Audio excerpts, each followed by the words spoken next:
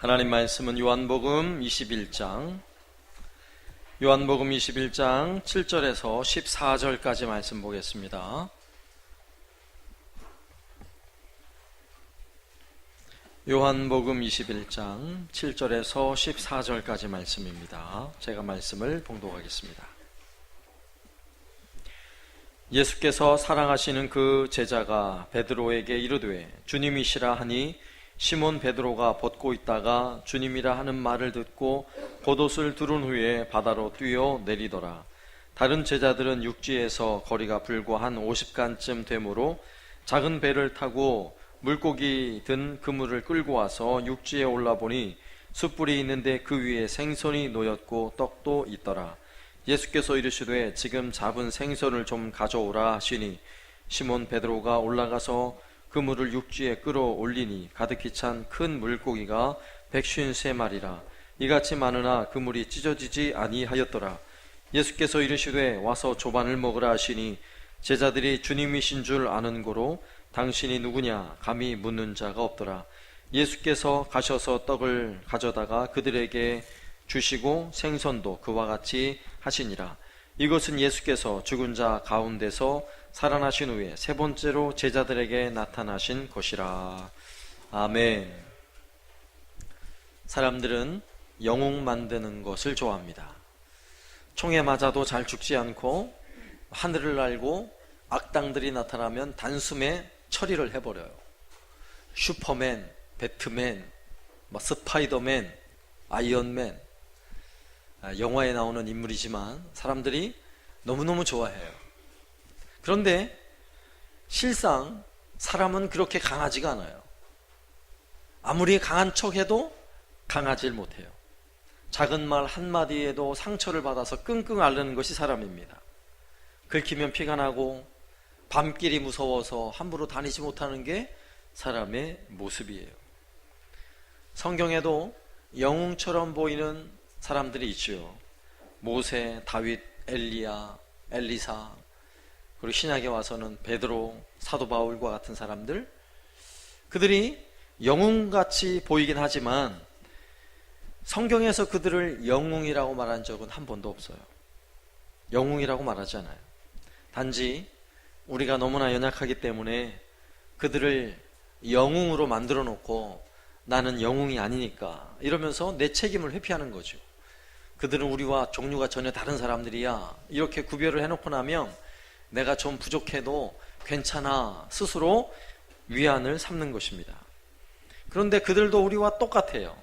그들도 마음이 아팠고요, 그들도 때로는 몸도 아팠고 때로는 삶이 힘겨워서 죽을 것 같았고 이러다가 그냥 죽어버릴까 이런 마음도 그들도 가졌던 사람들입니다. 그들도 우리와 똑같이 연약한 이들이지만 하나님 앞에 충성스러운 종이었을 뿐이에요. 죄 때문에 넘어졌지만 그들은 다시 일어났습니다. 그들은 다시 일어날 때 하나님의 큰 은혜를 경험한 것뿐이에요. 그래서 성경에 등장하는 수많은 인물들, 우리와 전혀 다를 바 없다라는 사실을 우리가 주목해야 하는 것입니다. 그래서 성경에서 가르쳐주는 사람의 모습은 슈퍼맨이 아니라 먼저 아세요? 무능력자예요. 무능력자. 성경이 정확하게 진단하는 사람의 모습, 완전 무능력자. 얼만큼 무능하냐? 우리 스스로 나를 위해서 내가 뭔가를 열심히 하는 것 같지만 사실은 내가 할 수 있는 일이 별로 없어요. 특히 죄의 문제가 그렇습니다. 죄의 문제, 우리 스스로 해결할 능력이 있어요? 죄의 문제를 스스로 해결할 수 있는 사람은 세상에 단 한 사람도 없어요. 구원의 문제, 여러분 스스로 구원의 문제를 해결할 수 있다고 생각하세요? 없습니다. 단 한 사람도 그런 사람이 없는 거예요. 아무리 영웅 대접을 하고 모든 사람들이 그를 인정해주고 그의 업적을 칭찬해도 죄의 문제, 구원의 문제, 그들 스스로 해결할 수 있는 사람은 단 한 사람도 없는 거예요. 더군다나 인생에 찾아오는 수많은 고민거리들이 있잖아요. 다 똑같아요. 영웅 대우를 해줘도 그도 똑같다고요. 누구나 다 인생에 찾아오는 수많은 절망감들이 있어요. 고통이 있어요. 때로는 아픔이 있어요. 그러면 그러한 때 하나님의 은혜가 없으면 많은 사람들은 절망해서 헤어나오질 못하는 것입니다. 그러나 성경에 등장하는 수많은 인물들은 하나님의 은혜로 사는 거예요. 무능력하지만, 인생이 힘겹지만 하나님이 은혜를 주시기 때문에 은혜로 사는 거예요. 그래서 그들의 입술로 고백해요. 오직 은혜입니다. 은혜입니다. 이것은 우리도 마찬가지예요. 우리도 날마다 하나님의 은혜가 없이는 못 사는 사람들입니다. 날마다 하나님 은혜 감사합니다. 오늘 나의 모습, 내가 오늘 이 자리에 있는 것도 오직 하나님의 은혜일 뿐입니다 라고 고백하게 되는 것입니다. 한번 저를 따라서 한번 고백해 보세요. 오직 하나님의 은혜입니다. 네, 진실하게 고백해야 돼요. 정말 은혜예요. 은혜가 아니고는 오늘 우리가 이 자리에 있을 수 없어요. 지금 내가 절망 가운데 있다 할지라도, 내가 굉장히 낙심하고 있다 할지라도 지금 있는 우리 모습은 사실은 은혜예요. 은혜. 왜 그런지 오늘 말씀을 통해 살펴봐야 돼요. 사실 오늘 말씀에 절망 중에 있는 한 사람이 등장해요. 아주 심각하게 절망하고 있어요. 베드로라는 사람인데 그는 예수님의 제자들 중에서도 수제자죠. 그가 왜 절망하고 있습니까? 그가 3년 동안 그렇게 믿고 따르던 예수님이 죽으셨잖아요. 십자가에 매어 달려 비참하게 죽으셨어요. 더 이상 예수님이 곁에 없어요. 예수님이 함께 있을 때는 어떤 문제가 있어도 실수를 해도 예수님이 알아서 다 해결해 주시니까 큰 부담이 없는데 이제는 예수님이 곁에 계시질 않아요. 근데 또 문제는 뭐냐? 예수님이 그냥 죽은 걸로 끝났으면 다 훌훌 털어버리고 다른 길 가면 될 텐데 예수님이 부활하셨어요. 그리고 그 예수님을 만났다고요, 베드로가. 그러니 베드로가 이렇게 할 수도 없고 저렇게 할 수도 없고, 사실 오늘 본문 속에 베드로를 보면 방황하는 모습을 살펴볼 수가 있어요. 내가 앞으로 어떻게 해야 할지, 내가 그동안 믿고 따랐던 예수님을 계속 따라야 할지, 아니면 그냥 내가 가던 길 그냥 다른 길로 가야 할지 아직 갈피를 못 잡는 상황이에요. 또 예수님께서 제자들에게 너희가 갈릴리에 가서 기다리라 말씀하셨죠? 마태복음 28장 아니죠? 아닙니다. 예. 부활하실 때 예수님은 승천하실 때 제자들에게 내가 너희와 영원토록 함께하겠다. 내가 세상 끝날까지 너희와 함께하겠다. 마태복음 28장 10절에 이에 예수께서 이르시되 무서워하지 말라. 가서 내 형제들에게 갈릴리로 가라 하라. 거기서 나를 보리라 하시니라. 자, 예수님께서 갈릴리로 가라고, 갈릴리로 가서 기다리라고, 그럼 내가 거기서 너희를 만날 거라고 예수님 말씀하셨어요. 그래서 막막한 심정이지만 갈릴리에 돌아간 곳입니다. 갈릴리는 어느 곳이죠? 베드로의 고향이기도 해요. 고향. 그래서 갈릴리에 오긴 왔지만 함께 따라온 6명의 동생 제자들, 함께 따라와서 언제 올 줄 모르는 예수님을 무작정 기다리고 있다고 생각해 보세요. 그것이 어디 쉬운 일이겠어요? 그렇다고 제자들이 밥을 먹고 일을 해서 돈을 벌어서 먹고 살 만한 형편이 아니에요, 지금은. 그래서 베드로는 제자들을 안심시켜 놓고, 야, 내가 어부 아니야, 나를 따르라 그래가지고 배를 몰고 갈릴리 바다로 물고기를 잡으러 나간 거예요. 동생들에게, 허기지고 배고픈 동생들에게 조금만 기다려, 내가 물고기 많이 잡아줄게, 우리 한번 배 터지게 먹어보자, 이렇게 한 거예요. 그런데 밤새도록 물고기를 잡아왔지만 물고기 한 마리도 못 잡았어요. 여러분, 물고기를 못 잡을 때 그 낙심하는 마음 여러분 혹시 아세요? 이거는 생업이에요. 오늘 이거는 잡아야 굶주린 배를 채우는 거예요. 그런데 못 잡았어요. 근데 낚시하러 놀러 가서 낚시해도 내가 오늘 몇 마리 잡아올게 이랬는데 한 마리도 못 잡았다고 생각해봐요. 집에 돌아올 때 경상도 말로 쑥쑥해요? 쑥쑥해요. 근데 오늘 베드로는 물고기를 못 잡으면 안 되는 상황이에요. 잡아야 되잖아요. 그런데 밤새도록 그물을 내렸는데 물고기를 한 마리도 못 잡았어요. 얼마나 절망스럽겠어요. 점점 동이 터오르기 시작할 때 계속 그물을 밤새도록 던졌으니까 얼마나 몸도 피곤해요. 그런데 그 마음속, 베드로 마음속에 어떤 마음이 들까요? 큰 소리는 쳐놨지, 이제 날이 새고 나면 오늘 하루도 먹을 끼니가 없어요. 당장 그렇잖아요. 이를 어쩌나. 울고 싶지 않았을까요? 여러분이 베드로라면 어땠을까요? 그냥 날이 밝아오지 않고 배가 확 뒤집어서 다 죽어버릴까? 이런 마음도 들지 않았을까요? 사실 너무나 절망스럽고 힘든 상황이에요. 아마 베드로는 제자들 모르게, 동생들 모르게 속으로 막 울고 있었을 거예요. 너무하십니다. 오늘 이 밤에 물고기를 한 마리도 못 잡았다니. 자, 이런 때, 이런 절망의 상황에서 베드로가 어떻게 회복되어지는지 오늘 말씀을 통해 살펴보려고 해요. 또한 이 말씀은 혹시라도 우리의 삶에 또는 신앙에 절망스러운 마음이 드는 그런 분이 계시다면 오늘 말씀을 통해 회복의 은혜를 경험하시길 바랍니다. 오늘 베드로가 어떻게 회복되는가 첫 번째 보면, 절망스러워하는 그 베드로를 주님이 먼저 찾아왔다는 사실을 주목해야 돼요.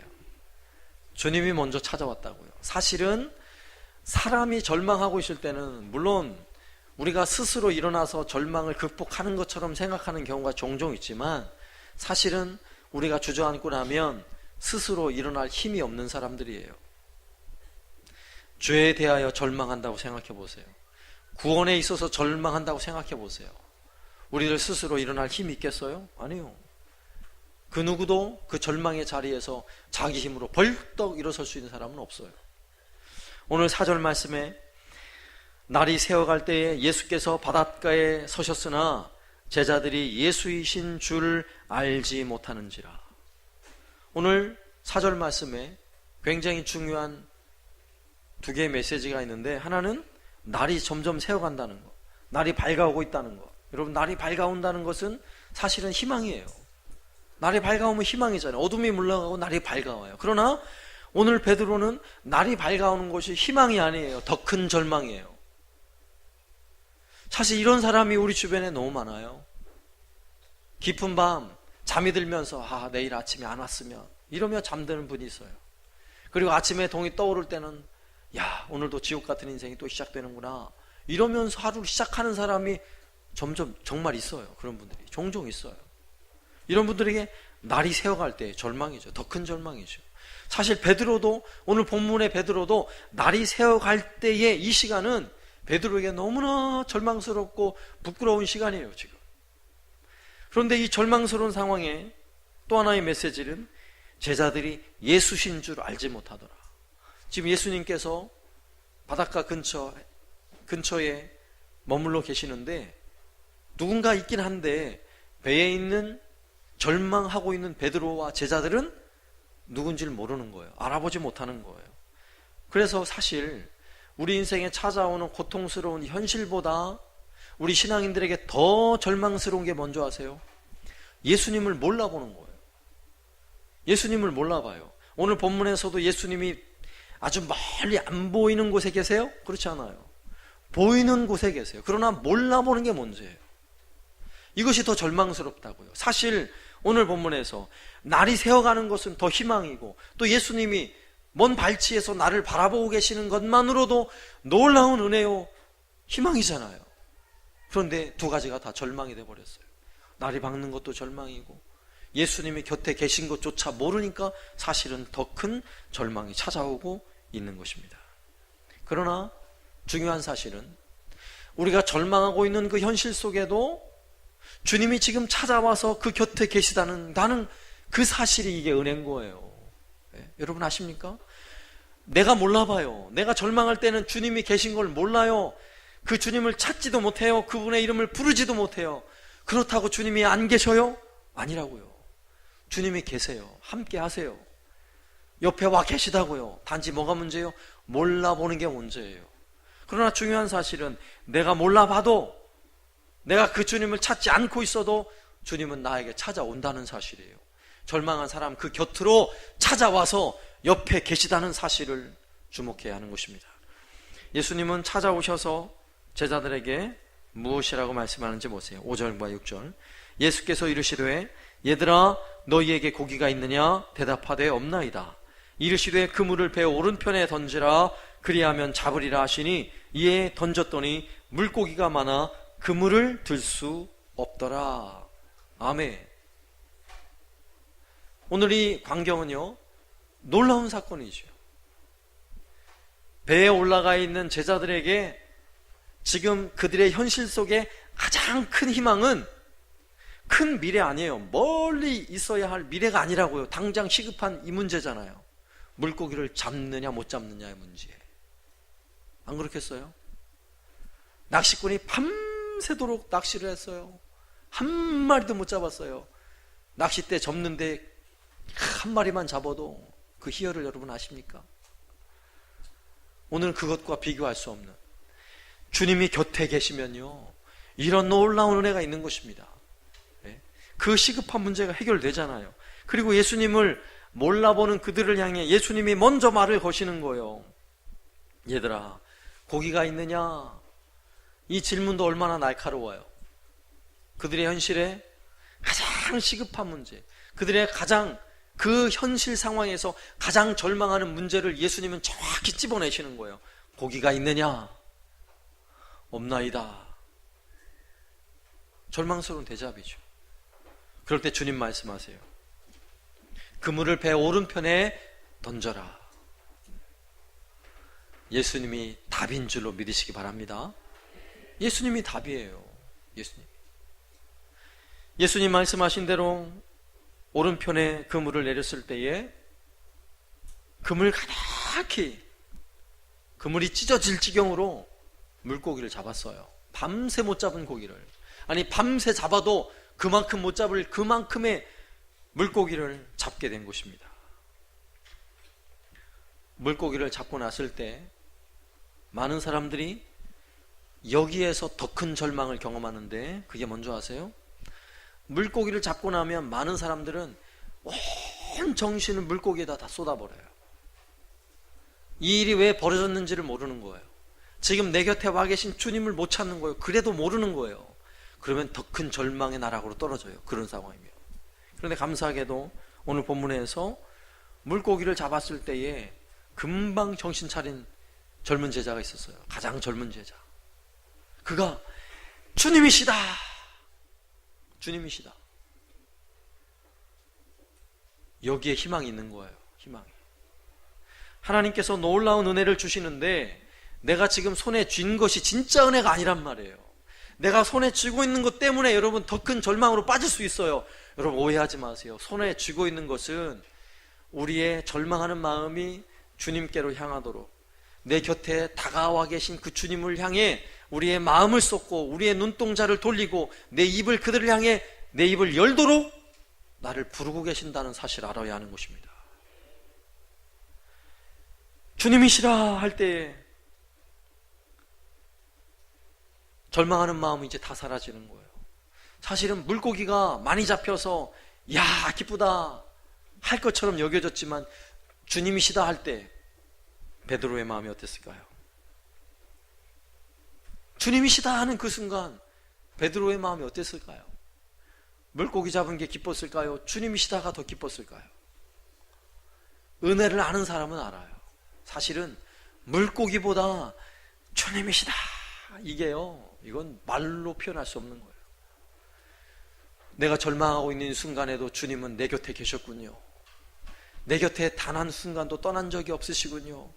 우리가 이렇게 밤새도록 물고기를 잡으며 못 잡아서 이렇게 아둥바둥 절망하며 있을 때도 주님은 우리 곁에 계셨군요를 아는 순간 아니겠어요? 놀라운 일이에요. 사실 많은 사람들은 절망할 때 내가 스스로 예수님을 찾아야 된다고 생각해요. 절망하고 있을 때 내가 더 매달리고 열심히 뭔가를 해야 큰 은혜를 줄 것이라고 생각하는데 사실은 그렇지 않아요. 물론 우리가 해야 될 일도 있지만 내가 하는 게 먼저가 아니라 항상 주님이 변함없이 내 곁에 계시다는 사실을 아는 게 중요한 거예요. 그걸 알아야 돼요. 내가 열정을 가지고 믿음이 깊어지고 나서 큰 은혜를 받는 게 아니라 내가 절망하고 주님과 점점 멀어지고 있을 때도 하나님은, 우리 주님은 우리에게 놀라운 은혜를 주시고자 항상 내 곁에 계시다는 사실을 알아야 하는 것입니다. 때로는요, 교회가 싫고 주님이 싫어서 막 도망갈 때도 주님이 그 뒤를 따라오세요. 끝까지 따라오신다고요. 그런 주님이세요. 우리 주님이 끝까지 우리를 찾아오시고 다가오시는 주님 때문에 우리는요, 절망 중에도 회복할 수 있는 것입니다.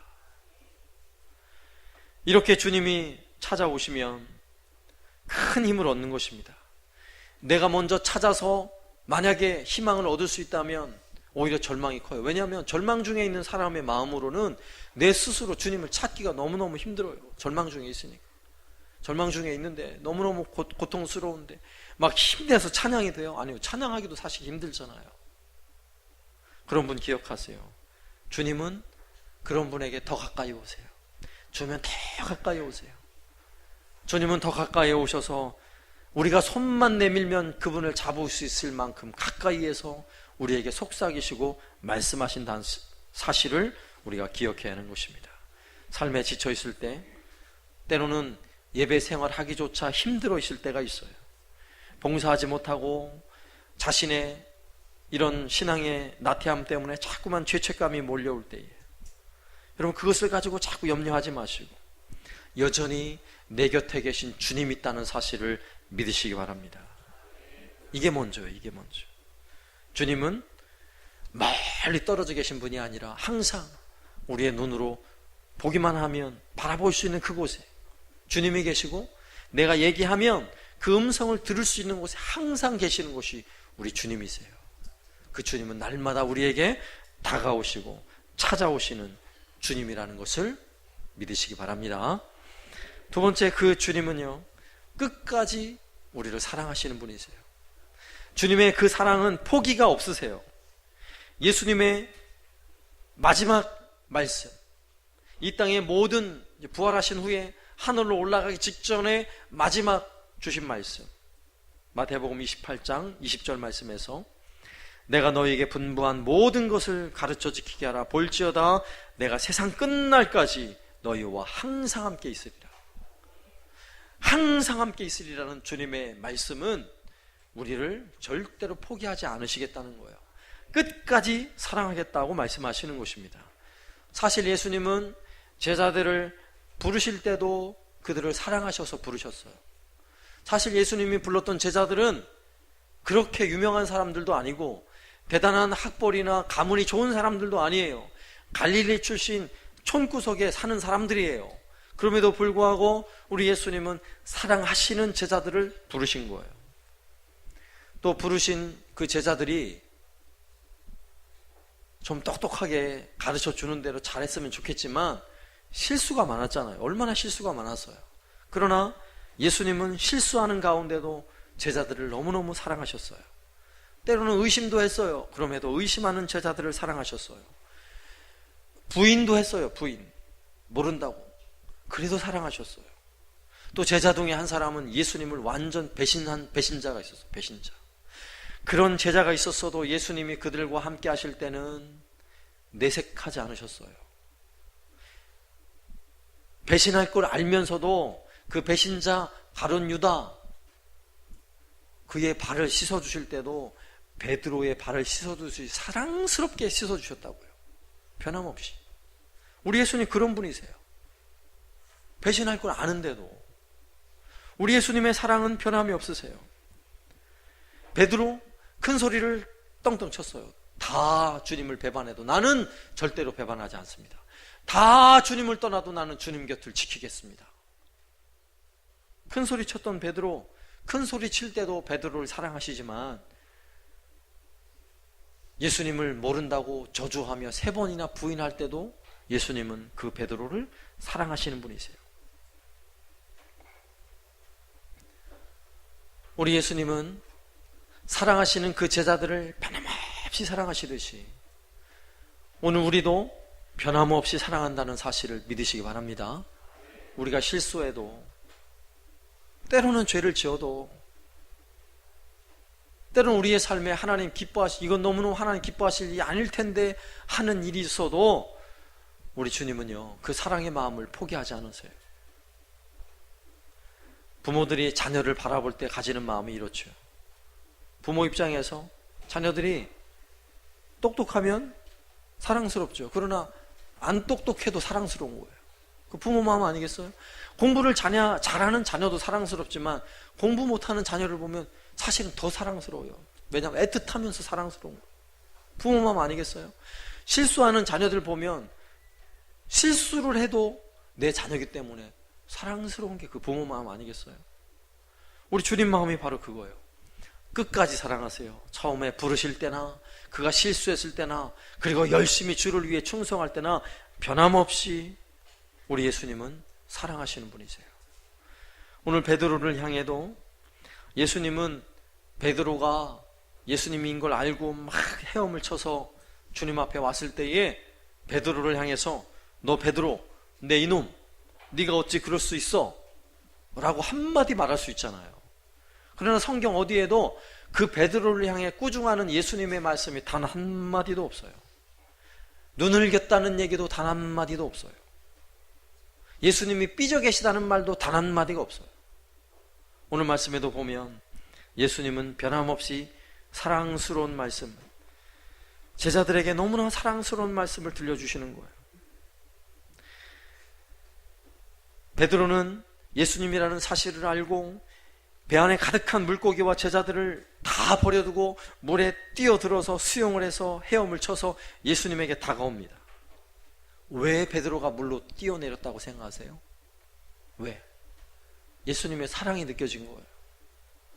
먼발치에 있지만 본인이 밤새도록 물고기를 잡지 못하면서 배 위에서 절망하며 밤을 지샜지만 주님의 음성을 듣고 주님이 내 곁에 계시다는 사실을 아는 순간 변함없는 주님의 사랑을 베드로는 깨닫게 된 거예요. 그리고는요, 물고기 배 다 버려두고 배에서 뛰어내려서 예수님에게 헤엄을 쳐서 달려간 거죠. 헤엄을 쳐서 간 거죠. 그런데 예수님 물가에서 예수님 뭐하고 계세요? 9절 말씀에 보면 육지에 올라보니 숯불이 있는데 그 위에 생선이 놓였고 떡도 있더라.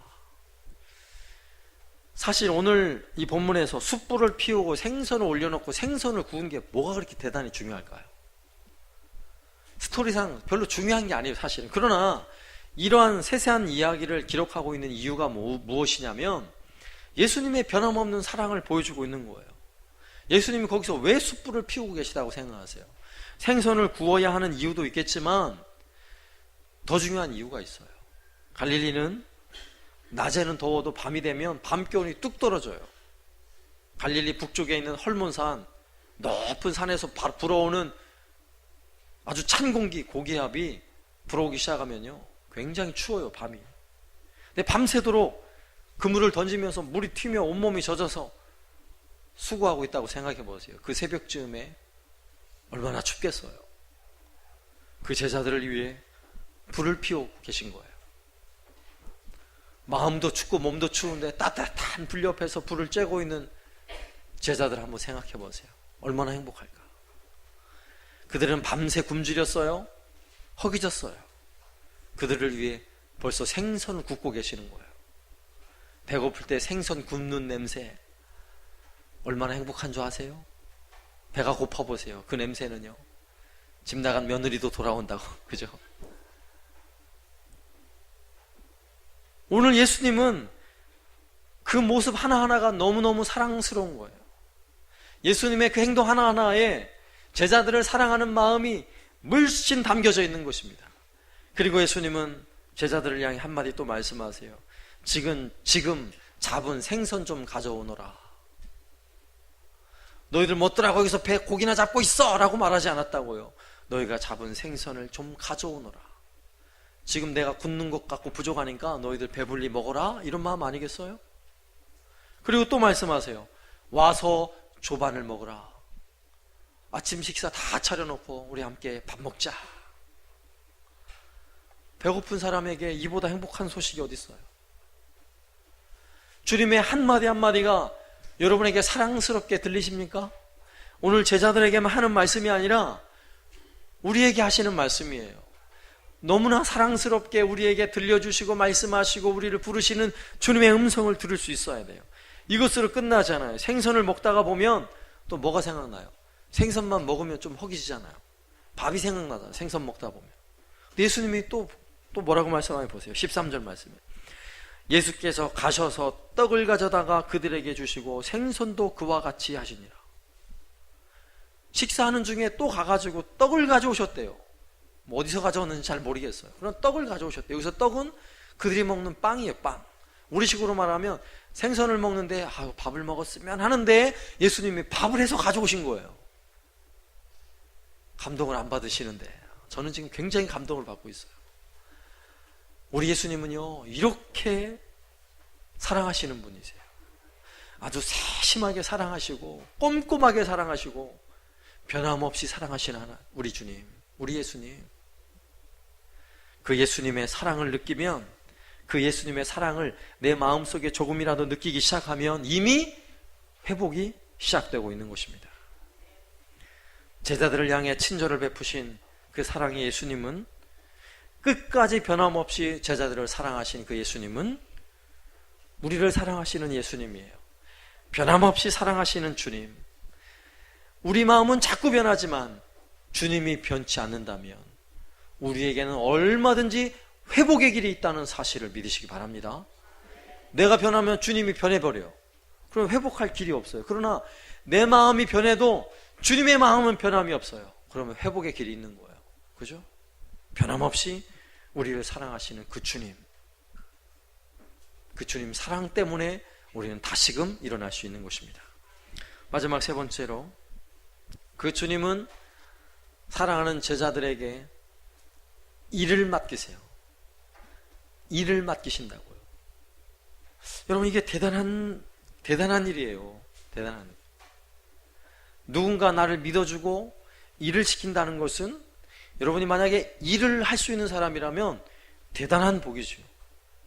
나를 사랑하는데 그분이 나를 영 못 믿어해. 일을 맡겨도 내가 영 제대로 못하니까 나한테 일을 안 주어요. 불행한 일이죠. 그죠? 사랑은 받지만 사실은 신나는 일은 아니에요. 그런데 오늘 본문에서 보면 예수님은 그들에게 사랑을 베푸실 뿐만 아니라 베드로를 불러서 그에게 일을 맡기세요. 식사를 마치고 나서 보면 15절 말씀, 그들이 조반 먹은 후에 예수께서 시몬 베드로에게 이르시되 요한의 아들 시몬아, 내가 이 사람들보다 나를 더 사랑하느냐 하시니 이르되 주님 그러하나이다. 내가 주님을 사랑하는 줄 주님께서 아시나이다. 이르시되 내 어린 양을 먹이라. 자, 똑같은 이야기가 3번 반복되어지죠. 이 사람들보다 나를 더 사랑하느냐. 일을 맡기기 위해서는 그의 능력이 중요한 게 아니에요. 그가 얼마큼 탁월하냐가 중요한 게 아니에요. 뭐가 중요해요? 나를 더 사랑하느냐, 이게 중요한 것입니다. 오늘 예수님이 나를 더 사랑하느냐라고 물으실 때는 예수님이 그만큼 사랑하신 거예요. 충분히 사랑하셨어요. 느끼고 경험할 만큼 사랑하시고 나서 주님 뭐라고 말씀하세요? 나를 더 사랑하느냐, 이렇게 말씀하고 계시는 것입니다. 여러분, 가정 안에서도 신나게 가족들을 위해서 일할 수 있는 가정의 가정주부, 누가 신나게 일하는 줄 아세요? 가정에서 사랑받는 가정주부가 신나게 일하는 거예요. 가정에서 왕따 시켜보세요. 뭘 해도 신이 안 나요. 요리를 해도 신이 안 나고, 설거지를 해도 신이 안 나고, 빨래를 해도 열만 받아요. 그러나 사랑받고 있다고 생각해 보세요. 신나서 일을 하는 거예요. 그러나 사랑받는 것보다 더 강력한 에너지가 뭔지 아세요?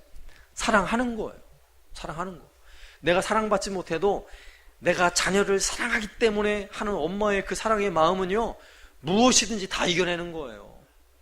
주님이 묻는 게 바로 그거예요. 네가 나를 더 사랑하느냐? 베드로가 회복돼서 주님을 위해 열심히 일할 수 있는 원동력이 뭔지 아세요? 자기 능력이 아니에요. 물론 사랑받는 마음 때문에 베드로가 많은 회복이 일어났어요. 그러나 더 큰 회복은 베드로가 진정으로 예수님을 사랑할 때인 것입니다.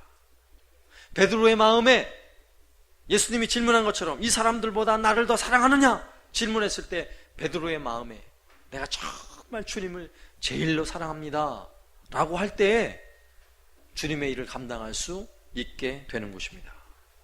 그리고 정말 주님을 사랑하기 시작하면 모든 것이 회복되어져서 무엇이든지 할 수 있는 사람이 되는 거예요. 한번 주님을 그렇게 사랑해 보세요. 이미 우리는 주님이 우리를 향해 얼마나 큰 사랑을 베푸셨는지를 말씀을 통해 살펴보았어요. 그러면 이제 우리에게 필요한 것은 예수님이 베드로에게 한 이 질문이에요. 이 모든 것보다, 이 모든 일보다, 이 모든 사람들보다 나를 더 사랑하느냐? 이것에 대한 대답을 할 차례인 것입니다. 여러분의 마음은 어떠세요? 정말 주님을 사랑하십니까? 내가 가지고 있는 이 모든 것보다 정말 주님을 더 사랑하길 원하십니까? 주님, 내가 정말 주님을 사랑합니다. 이렇게 고백할 수 있다면 이미 그 안에 엄청난 에너지를 가지고 있는 거예요. 어떤 절망의 자리에 있다 할지라도 일어난 힘과 능력을 가지게 된 것입니다. 이제부터는 주님이 힘을 주실 것입니다. 그리고 일어나서 달려가면 감당하지 못할 일이 없는 거예요. 베드로는 그의 전 생애를 주님께 드렸고요. 전설에 의하면 베드로는 마지막 죽음의 자리에 예수님과 같이 십자가에 매달려 죽어야 하는 순교 현장에서 베드로가 이렇게 말했대요. 우리 예수님은 십자가에서 반드시 죽으셨는데 내가 어떻게 예수님하고 똑같이 그렇게 죽을 수 있겠는가? 나를 거꾸로 매달아서 십자가에 죽여다오. 그래서 베드로는 십자가에 거꾸로 매달아서 순교하셨어요. 왜 가능할까요? 어디서 이런 힘이 나올까요? 주님을 사랑하기 때문인 것입니다. 진정한 회복은 바로 여기에 있는 것입니다. 정말 예수님 사랑하십니까? 저를 따라서 한번 진실한 마음으로, 진지한 마음으로 한번 따라서 해보세요. 예수님 사랑합니다. 진실하게 한번 고백해 보시라고요. 예수님 사랑합니다. 예수님 사랑합니다. 이렇게 고백하고 나면 내 가정 형편이 전혀 문제가 되지 않아요. 내 육신의 연약함도 전혀 문제가 되지 않아요. 지금 내 신앙의 나태함도 전혀 문제가 되지 않아요. 지금부터 일어서는 것입니다. 회복의 길을 걸어가게 되는 것입니다. 베드로, 자기 자신에 대해 베드로도 너무나 실망했던 사람이에요. 그러나 주님의 사랑을 경험하고 주님이 명하신 그 명령을 붙잡고 일평생 주님을 위해 헌신했던 것처럼 오늘도 우리 주님이 우리를 향한 그 사랑의 마음을 다시 한번 우리 마음에 담아서 그 주님을 향해 또 우리가 주님 사랑합니다, 예수님 사랑합니다, 이 마음을 가지고 우리 모두가 죽도록, 죽기까지 주님을 위해 충성하고 헌신하는 저와 여러분 되시기를 살아계신 예수님의 이름으로 축원합니다. 아멘.